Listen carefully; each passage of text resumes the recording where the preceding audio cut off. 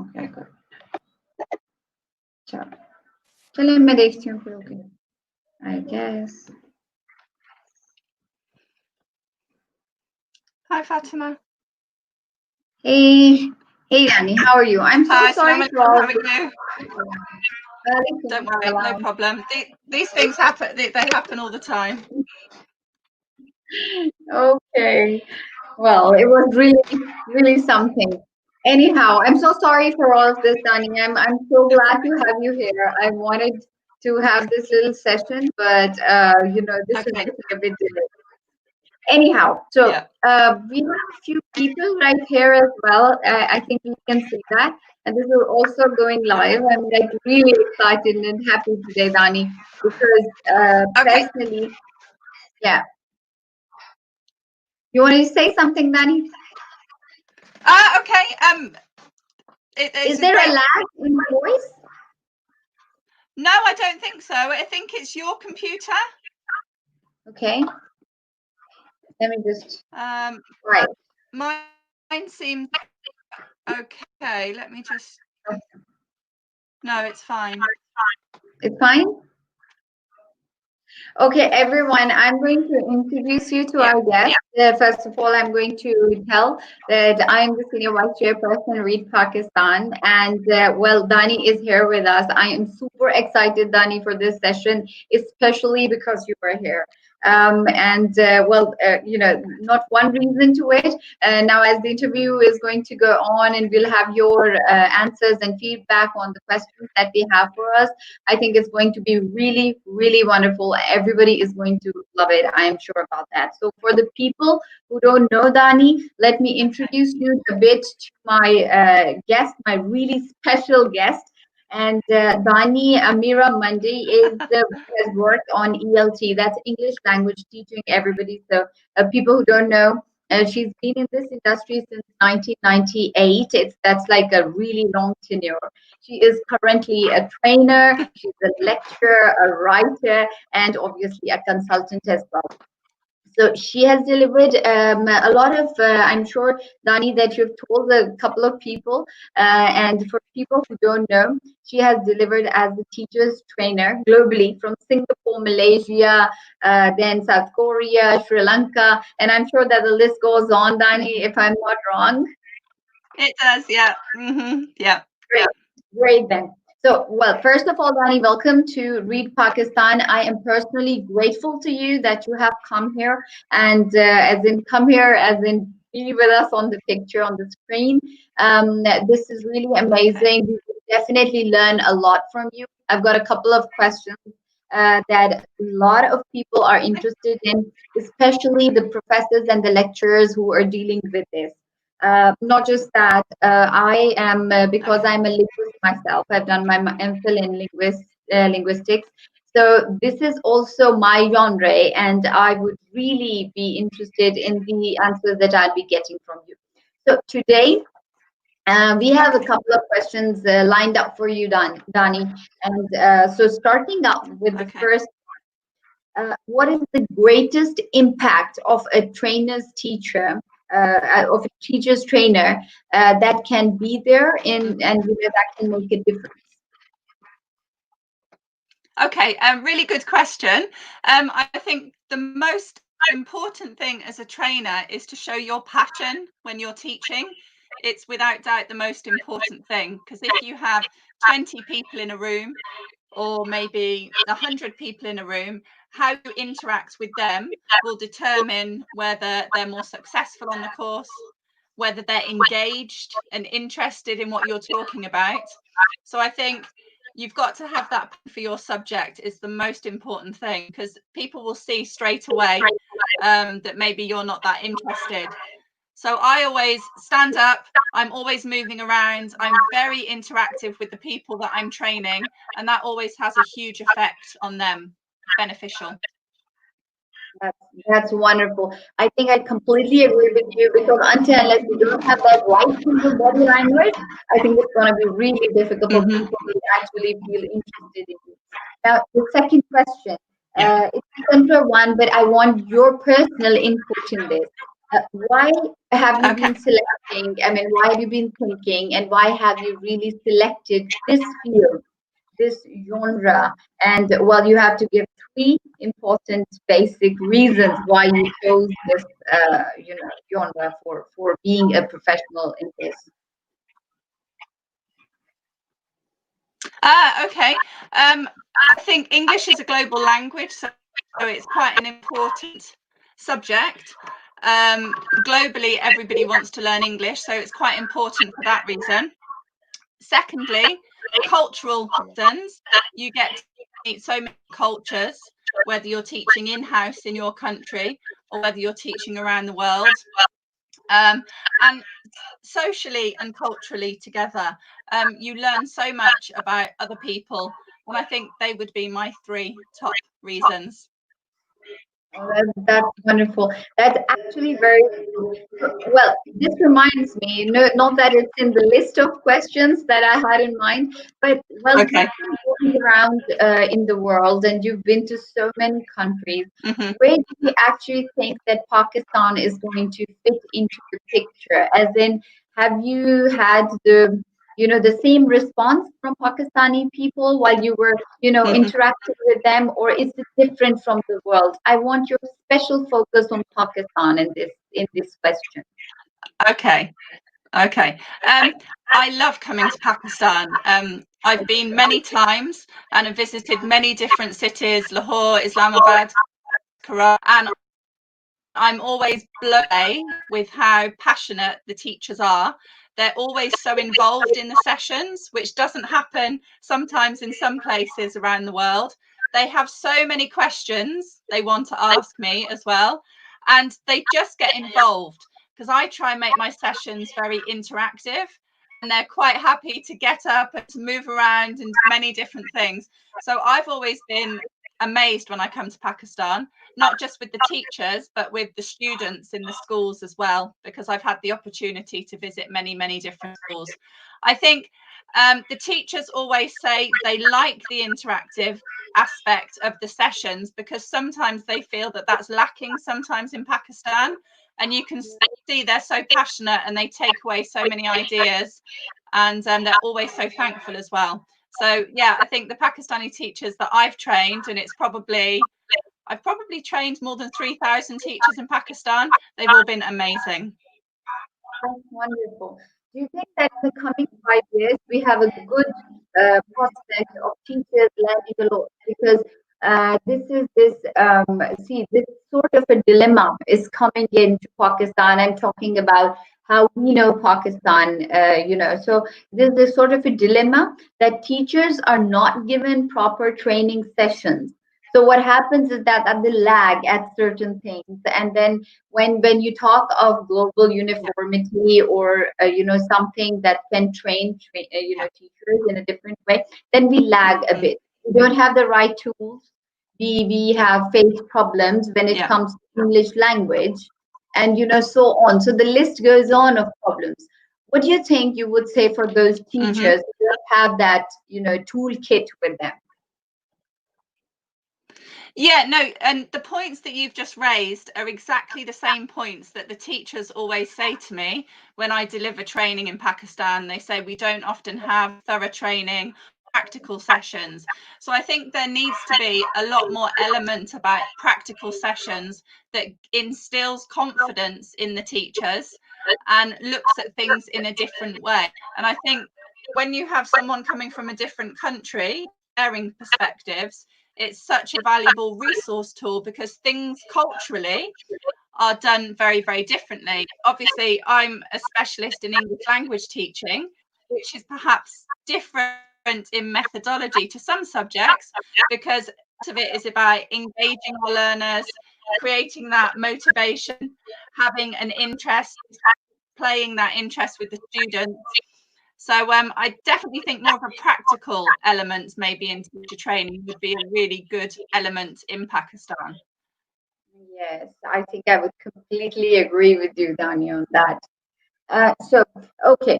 Let us move forward a bit in a different way. How about TESOL? Because I saw in your, the profile that you are there practicing as trainer in TESOL and the implications of TESOL as well. So let's have your input on that, please. Okay. Well, I think TESOL, especially at the moment, is such a big business, and perhaps more so because of coronavirus, because many people who are at home and not working are actually now maybe doing TESOL courses and delivering training online. As we see globally, the world changed. So maybe there's more TESOL teachers now signing up because they have a lot of free time at home. I think everything is going to change in the next few years because of coronavirus. So with TESOL, I think it will be very similar to schools in general, where we have more blended learning. So rather than just having the traditional classroom setup, there will be maybe half and half, where a lot of courses are delivered online. I see.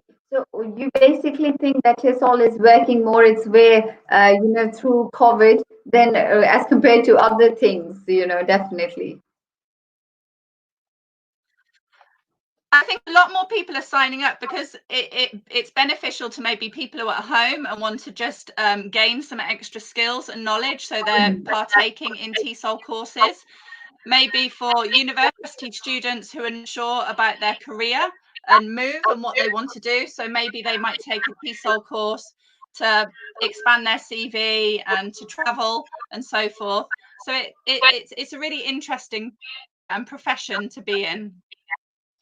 Dani, I want you to, not because of me, but because of people. We have a lot of people here. By the way, let me just read out, because in the meet that you were talking, I was reading out this comment from DK, and he's written, I got really inspired from the answer of Dani. So this is a compliment, and I wanted you to know about this. I think you can read this as well. Can you?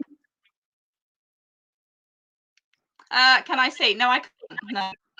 Oh, okay. So, well, the comment was here. So I wanted you to know that there are people who are actively participating in this session and they're writing comments. I've given a suggestion right here that they can actually, if they want to ask any questions, they can ask them from you. Yep. Okay, for people, because there are other people over here as well. So I would just like to say that would you like to explain to us all a bit? Because not for you or for me, but for people who haven't come from the same genre, then they would like to know what TESOL is about.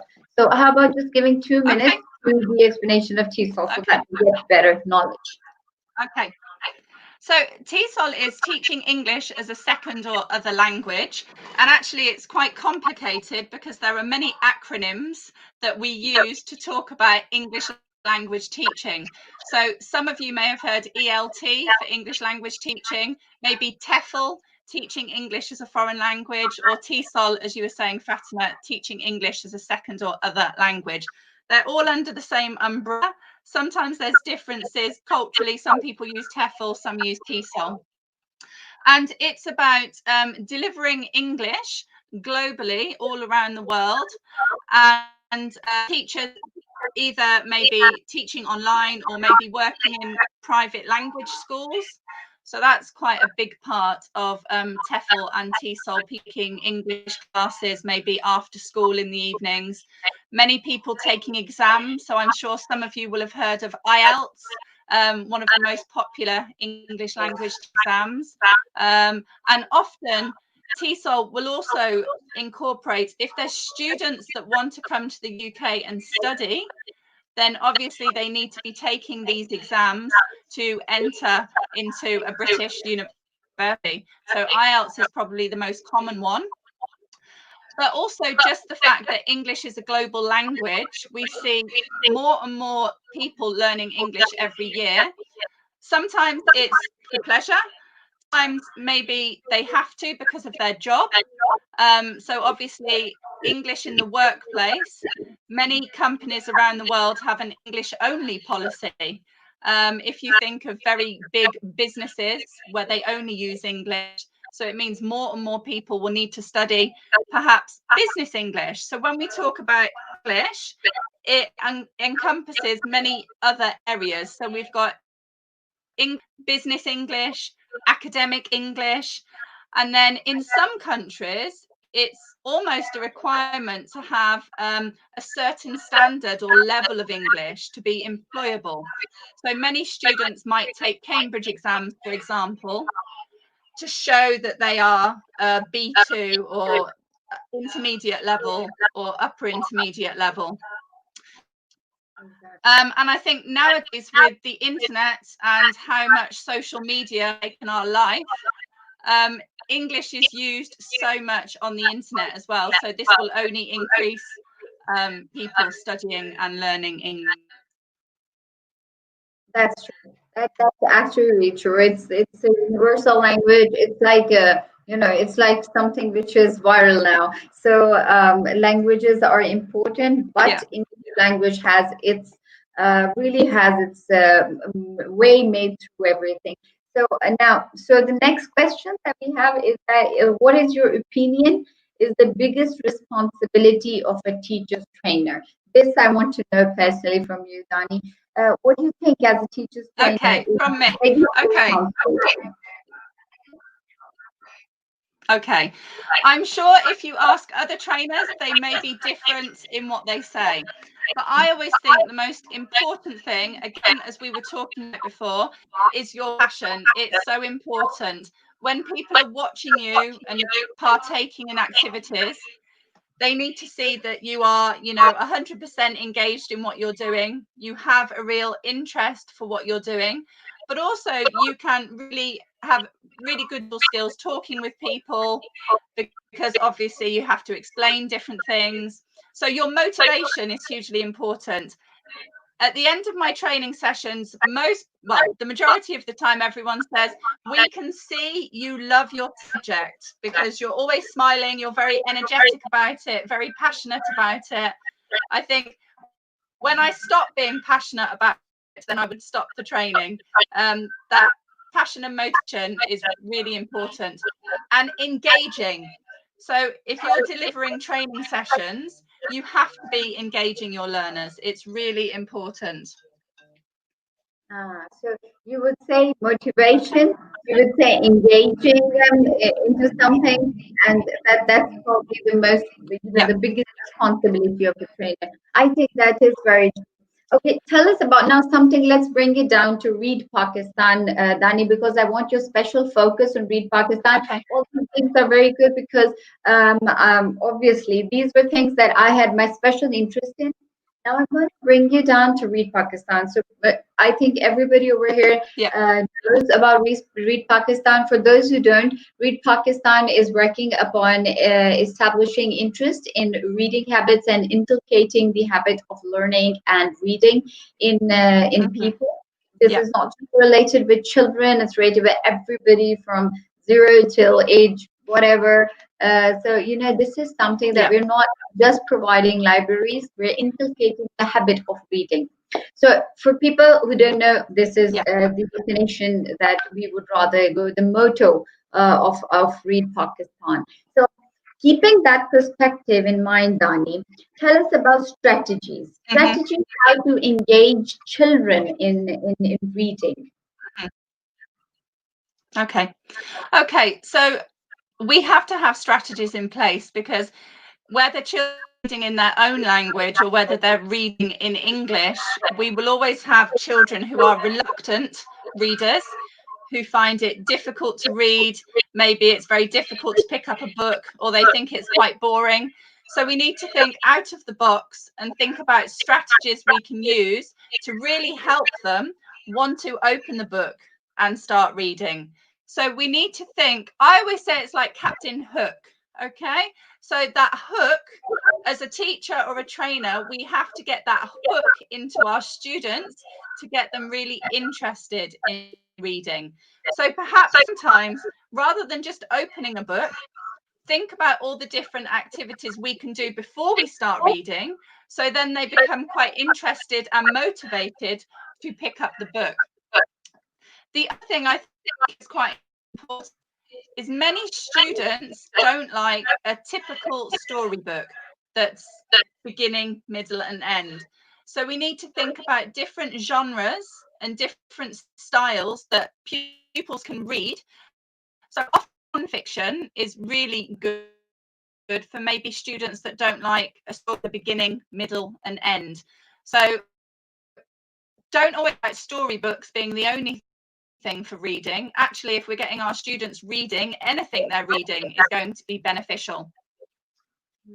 That's Before they start reading, I think we need to go on. Think about maybe using lots of visuals as well. I don't want to lose all of this, so please kindly bring the camera a bit nearer to you. The camera. Can you hear me? Yes, I can hear you. Just bring the camera a bit closer to you. In fact, I'm getting comments here that they can't hear you properly. So is it possible if you bring the camera a little towards yourself? Yeah. Okay. Okay. We'll see if that's okay. Do you want me to repeat that? I think just a bit from the back. It will be great. Okay. Okay. Right. So I hope you can hear me.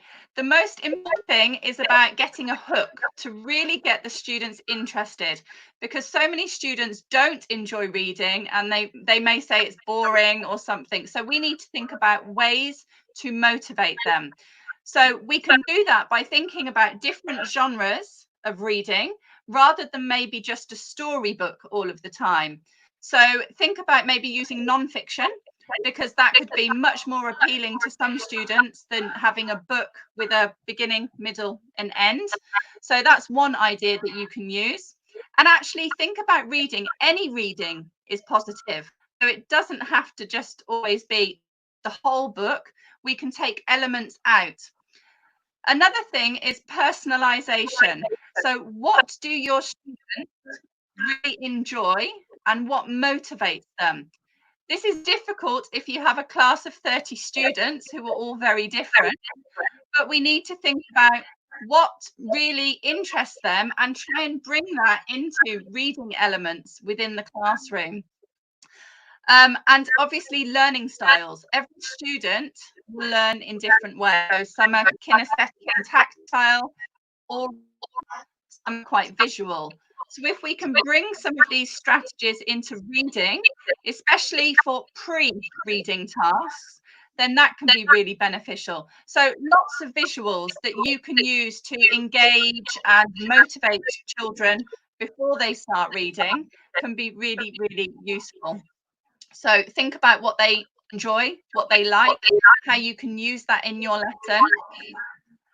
And even very basic things like the title of a book. So if you're a school teacher, maybe you're limited in what choice you have of books within the classroom. So think about games that you can play before you start the reading process to help reluctant readers so that they're more in the mindset to read when you start the task. So even just thinking about the title of a book, use it as a game, get them to predict, come up with different ideas.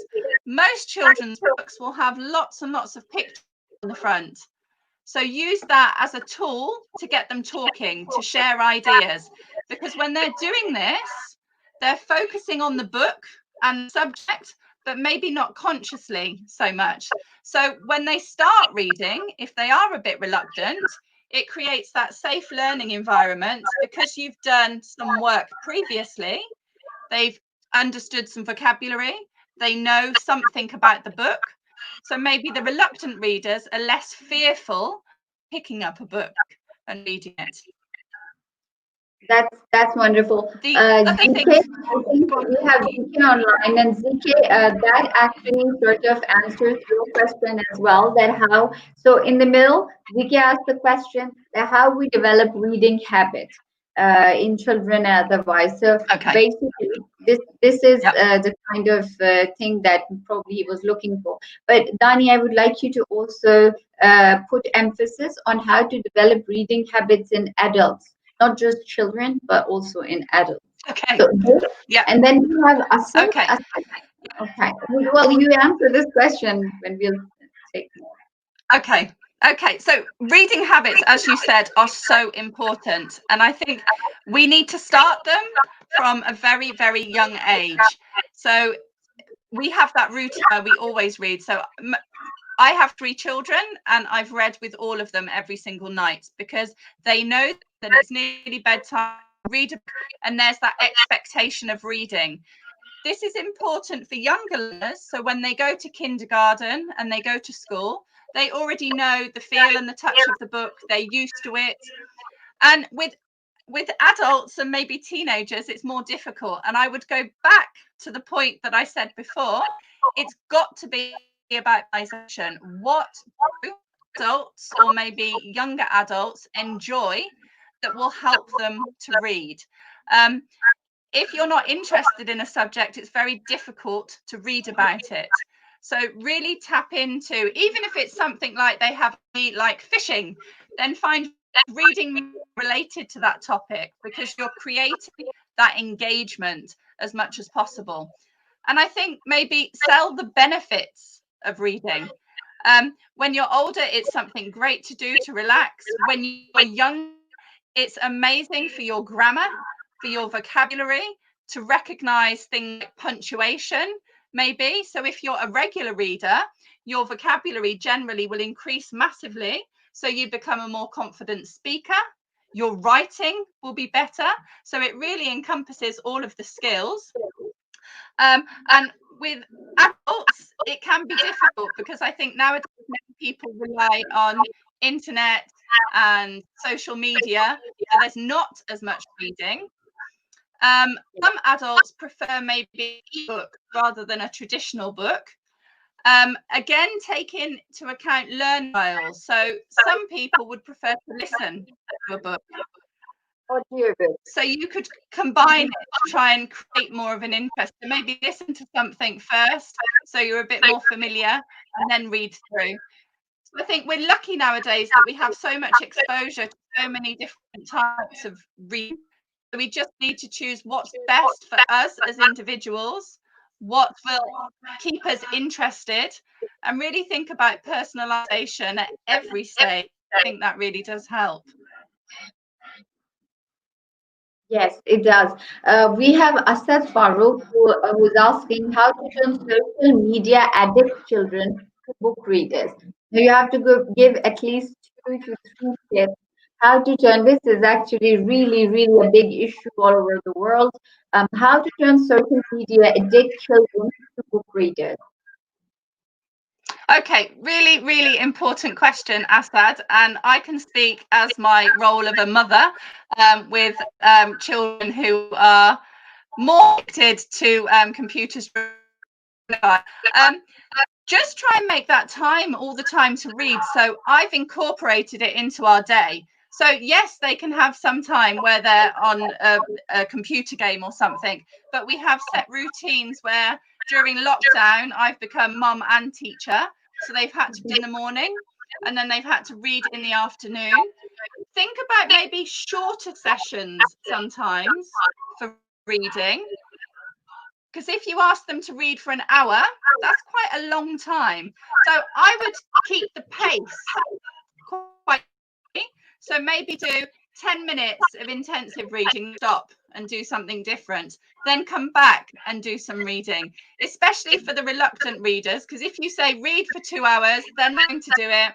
They'll be thinking and daydreaming about something else. So in short, sharp stages, and I think that would be much better, and try and give a lot of praise as well, because if they don't like reading, it is difficult, but the more you can give a lot of praise and talk about the benefits of reading, and perhaps sometimes give some incentives. With my son, I used to give him £5 for every book that he read, and suddenly he became very interested in reading. So I'm not saying we have to give them money, but think about incentives. It could be some candy or something that draws extra time. So you can only use your computer for maybe 10 minutes if you read 2 chapters of a book, for example.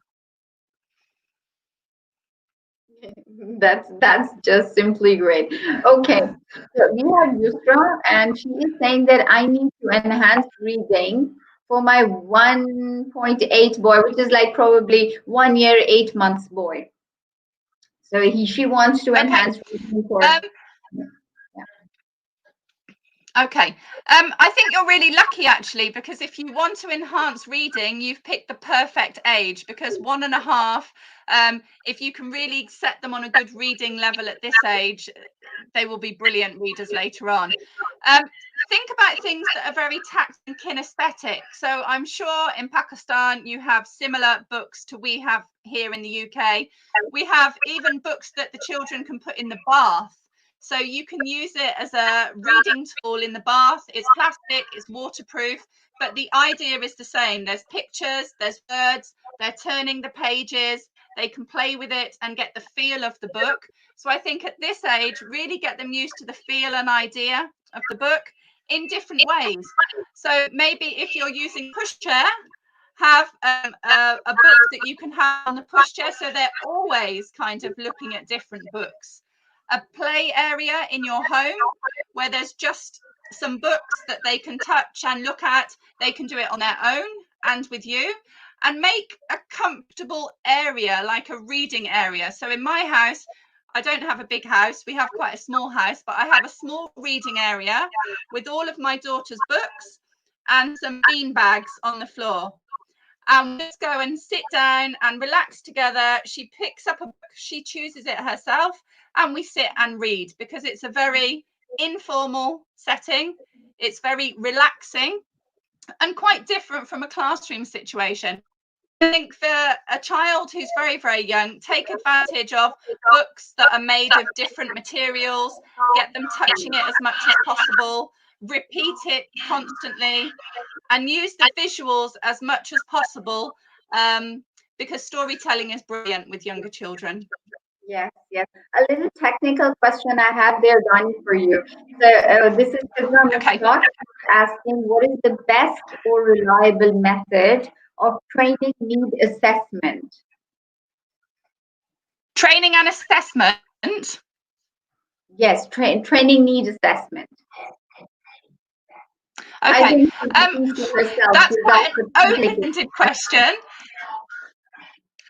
because sometimes I think it depends on where you're teaching and the school. So sometimes you will have assessment that's in place for you, and sometimes you're quite limited. It can be difficult. I think sometimes maybe use the CEFR, so the Common European Framework, because it's used globally. At each level, there will be can-do statements of what children or teenagers or students of a particular level can and can't do. And it's very, very easy to follow and navigate through. So that can be quite useful, and it can be something you can have in your class on your wall. So you're always pointing attention to it, and maybe something you can give the students as well, so they can see what they can do and what they can't do at particular level. But again, every school is different. Some schools will have in-house assessments that they use. So yeah, that's quite an open-ended question. Okay, so we have again, we have I think, who is this? Let me read the name. Afia is asking the same question, that social media is making people addict, but they're not much attracted toward books as social media. So what should we do? Well, Yeah. Afia, I think that question has been really taken care of now. Some other things. Okay, Mateen Meher is asking, how can we promote book reading? Mateen, you need to clarify whether it is just for children or for elder people, or for, which age group do you want to focus upon? So we'll take the next question and we'll come back, to you, Okay. Mateen. ZK is again sending you a compliment, writing, brilliant, Dani, you got my point. How we develop. Okay, that's good. I'm glad. So that was DK's question, and now he's saying, "Brilliant, Dani, you got my point." Okay. Now, okay, so we have another one. My 4-year-old boy got scared from, this is bulky bites. Okay, So Balti is saying my 4-year-old boy got scared from going to space after reading a story. This is interesting, related to astronauts. How can we stop this type of effect? This is Okay. really interesting. Okay, really, really interesting question. And I must say, as a mother, I've been there many a times. My middle son was scared of the Gruffalo, if you know that book. And he had Oh, nightmares about that for a long time. Um, I think sometimes what you need to do to, when you're telling the story, think about your own body language and gestures when you're telling the story to kind of lessen any fears. So when my son didn't like the Gruffalo, I started reading it more, but I made it quite interesting and we made it funny.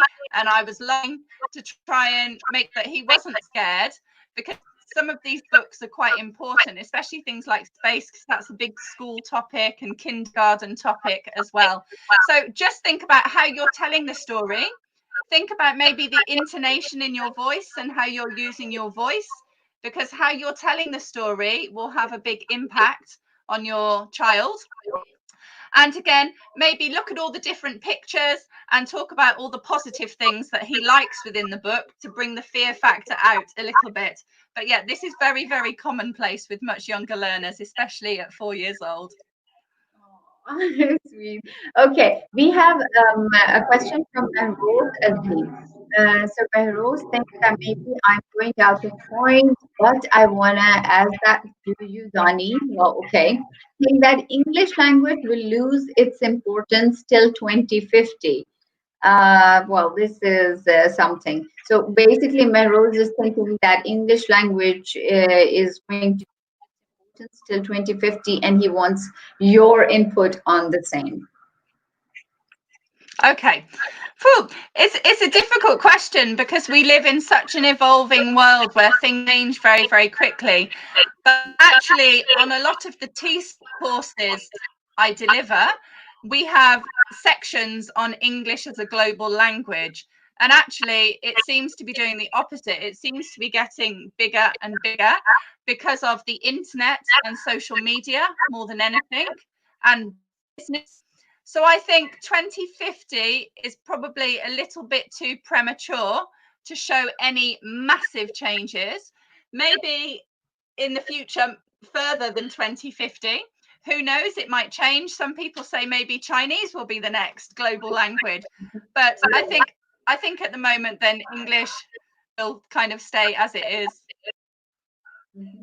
Well, okay, Maros, another thing, maybe that's your perspective, but I think if you want to come up with this idea, then also you need to share some research papers, people who are stating and actually trying to prove this viewpoint. For that, Maros, you will Yeah. have to actually give some, substantive, sort of argumentation, which is, Research. available in the Yeah. market. So we would have to go for that, Yeah. Maros, as well. But I'm sorry, Dani, I have to take all these questions and put it forward to you because I don't want to miss out on That's any questions. And so you fine. Okay. understand. Okay. Okay. So that's about it. I think Yusra asked this question that I need to change my boy's habit of holding a mobile to holding a book. Now, this is interesting because the Yeah. body language is getting involved in this. Yeah. Yeah. Phew, that's difficult. I'm quite strict at home as a mum, and we have times when they can use the phone and times when they can't. So again, it's about routine that we spoke about before. Let the children know that it's expected that they have to go and pick up a book and put the phone down. So have different times in the day where they can leave the phone, it has to go in the drawer and be put away. But think about the environment that you're creating again for reading. Make sure it's a welcoming environment, it's engaging. Think about books they really, really enjoy to make it a more pleasant experience for them, rather than them just saying, I don't want to read, I want my phone. So I think sometimes we need to think a bit more about how we're getting them to read. Maybe not just sat down at but making it quite informal, but we need that structure as well. So sometimes the phones just need to be taken away and we integrate maybe almost like a timetable at home where it's only for reading and then some time on the phone. It's about a balance, because I think social media and phones and everything are such a big part of society nowadays, but actually it's about how we deal with it at home how it will influence the children. That's so true. The balance is the best thing right nowadays, because we don't have that kind of balance with us. We need it desperately. Okay, so we have a few comments from people. Afia is saying, "Thank you, Dani ma'am. I've got my answer." And then we have ZK, saying something to me, and then probably ZK, you got the answer. Then we have Umar Tariq, and he's saying, how we can promote reading, book reading. So this, like, please kindly give just 2 or 3 simple, simple points that we can follow, and for promoting book reading in general as a society.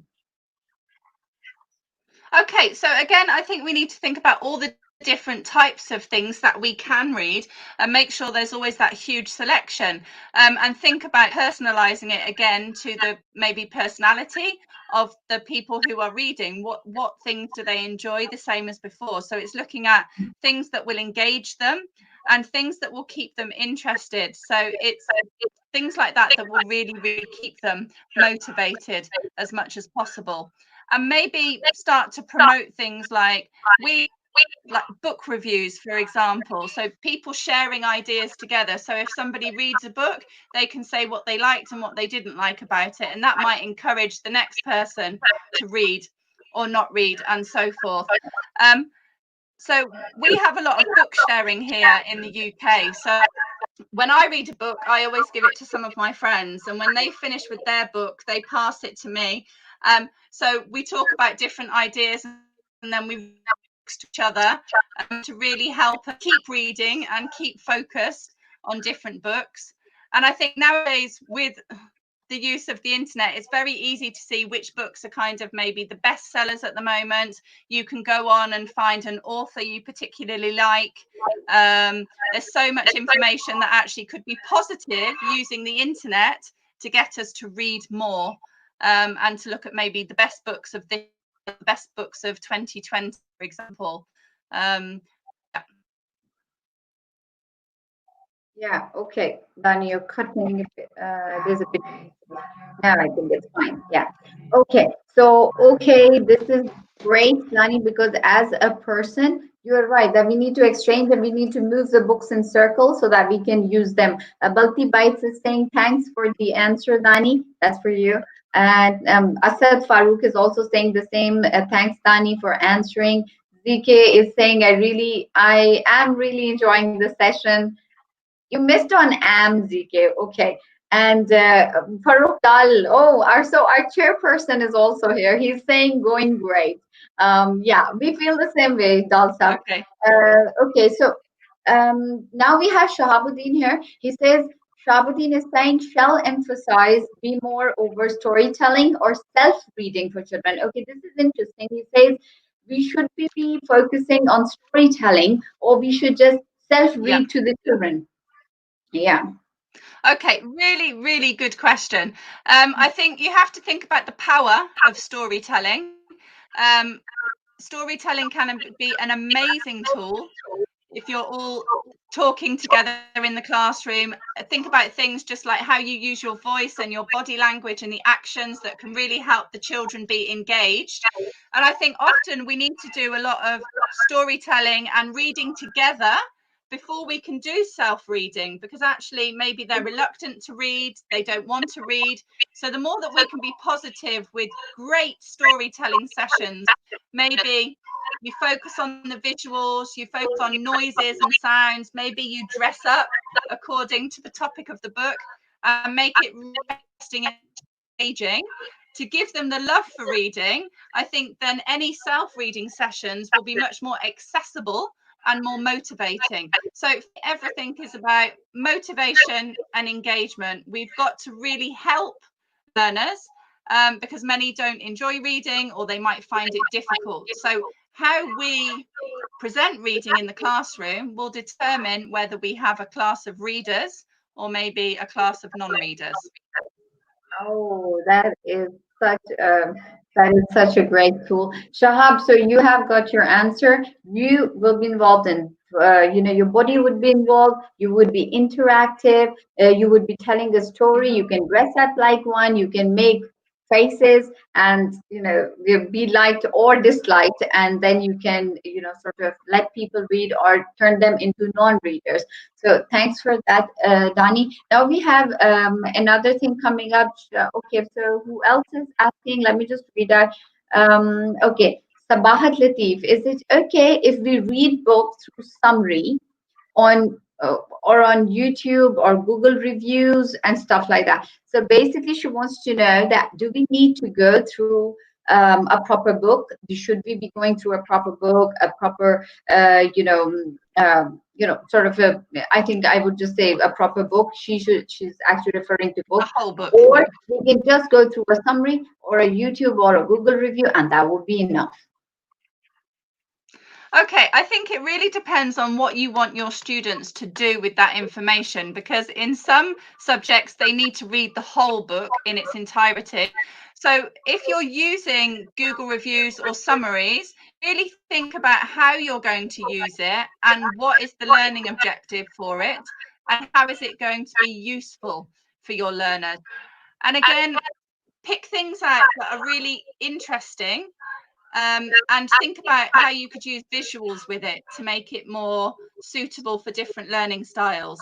So I think sometimes it's good to get students into the habit of reading a whole book and try and encourage more extensive reading. But actually, any reading is better than no reading.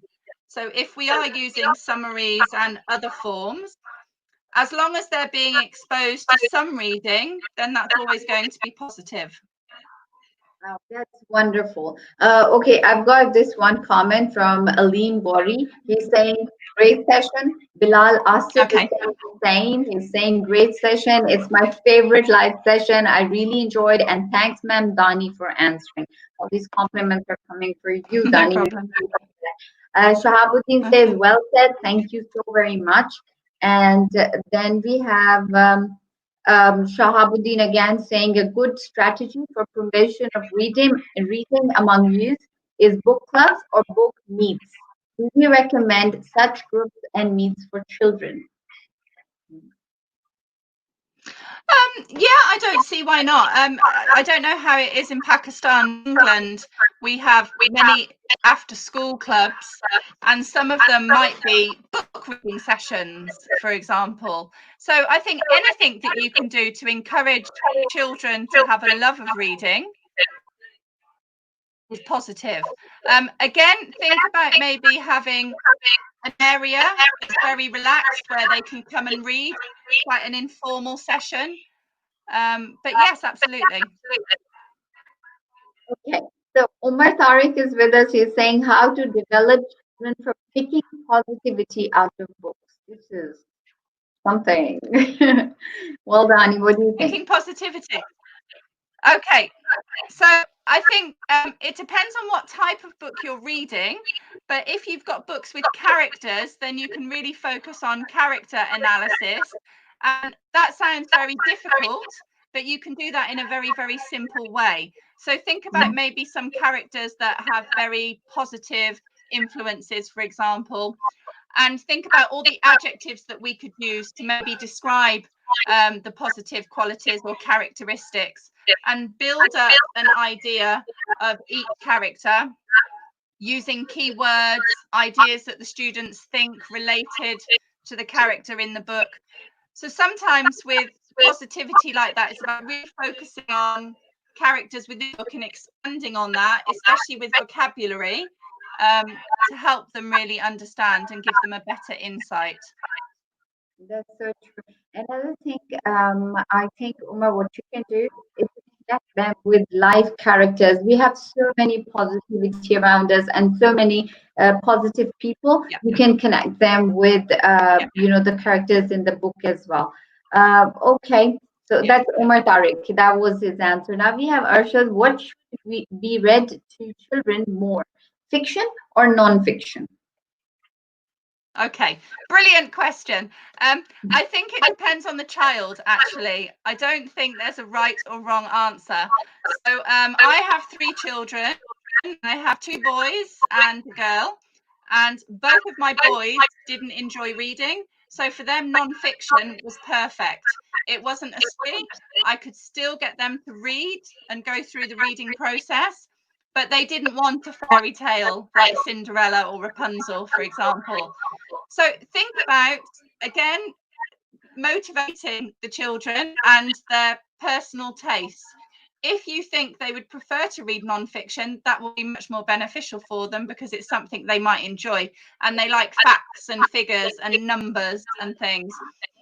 Non-fiction can be very beneficial as well because many schools nowadays are using English, not just in English classes, but maybe in geography and history.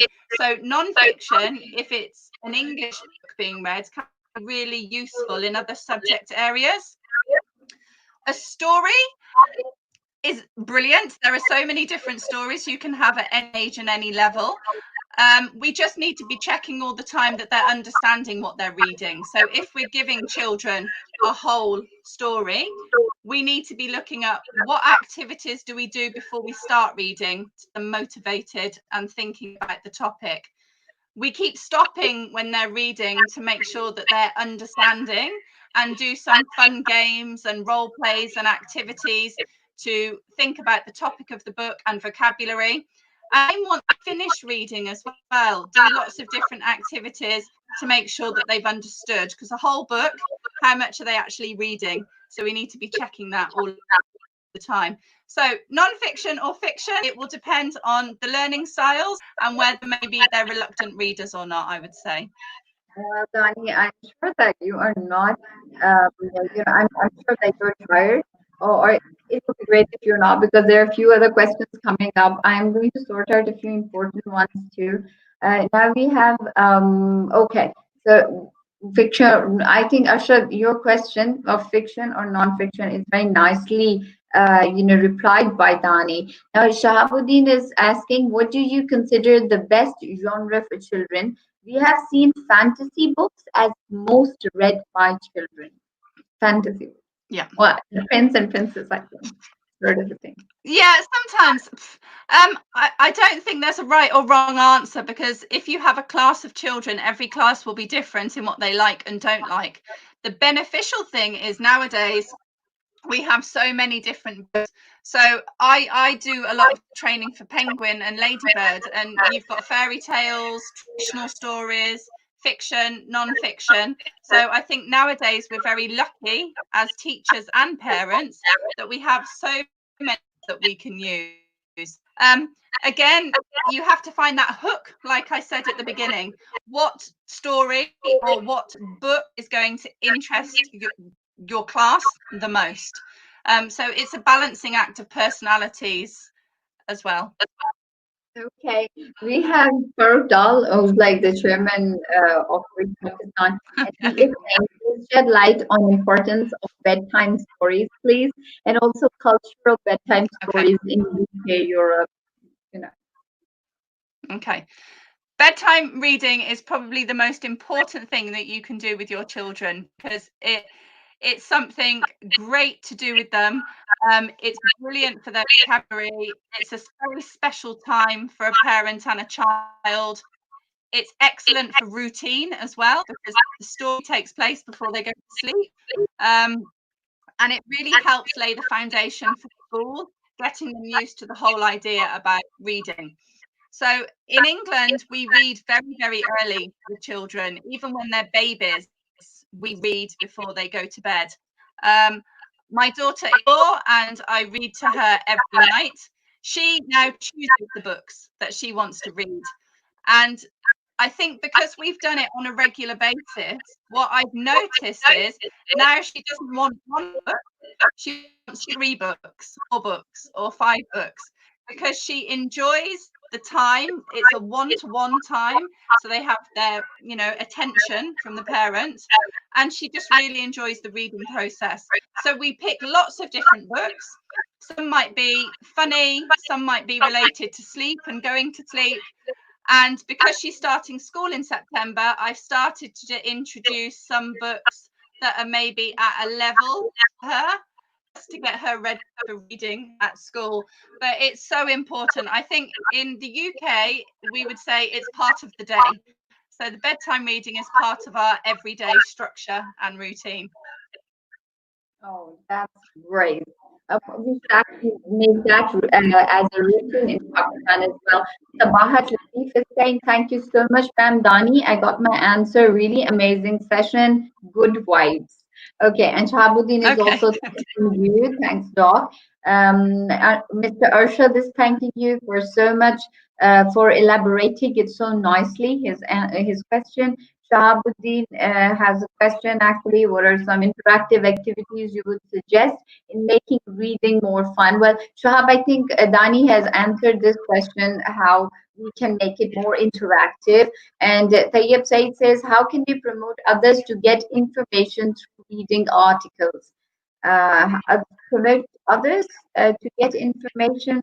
Okay, Tayyib, I'm sorry, but I didn't get this question. Dani, if you have made some, sense out of this, then please reply to this question. And then we have Afia Ijaz saying, asking question helps readers monitor their comprehension and stay engaged and interested in their reading. Though that's true, Afia. So, okay, so Tayyib's question is, how can we promote others to get information through reading article? What does this mean, Dani? If you understand, please reply to this question. I think so. I think maybe articles. Do you mean like newspaper articles or? Yes, I think so. Okay, so I think maybe if you're trying to promote reading with other people, sometimes if you have articles, then maybe do a jigsaw reading task where maybe one student reads half the article, the other student reads the other part of the article, and then they discuss their ideas together. So then you're breaking down information, so they're not reading huge long texts. Break it into manageable pieces and use that then as a way to get everybody talking. Sorry? So group reading. I think Dani, he means to say group reading. Shahabuddin thinks that he is saying, he's asking about how can you influence or motivate others. The strategies, what would you suggest as strategies?